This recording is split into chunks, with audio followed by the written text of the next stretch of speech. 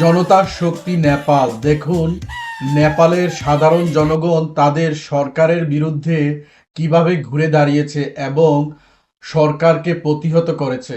জনতার শক্তি নেপাল, বাংলাদেশ ও শ্রীলঙ্কা থেকে শেখার সময়। আজকের যুগে সত্য গোপন করা আর আগের মতো সহজ নয়। বাংলাদেশের তরুণরা যেভাবে স্বৈর শাসককে সরিয়েছে ক্ষমতা থেকে, ঠিক সেইভাবেই আশেপাশের দেশগুলি বাংলাদেশকে ফলো করে স্বৈর শাসককে সরাতে সক্ষম হচ্ছে। বাংলাদেশ এগিয়ে যাবে এবং বাংলাদেশ থেকে আশেপাশের দেশগুলি শিক্ষা গ্রহণ করে তারাও আমাদের সাথে এগিয়ে যাবে, সেটাই কাম্য। বাংলাদেশ, নেপাল, শ্রীলঙ্কা থেকে মূল শিক্ষা নেওয়া যায়। নাম্বার 1, অন্যায় কখনো স্থায়ী নয়।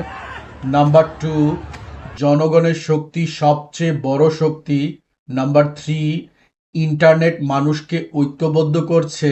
নাম্বার 4, নতুন প্রজন্মই পরিবর্তনের চালিকা শক্তি।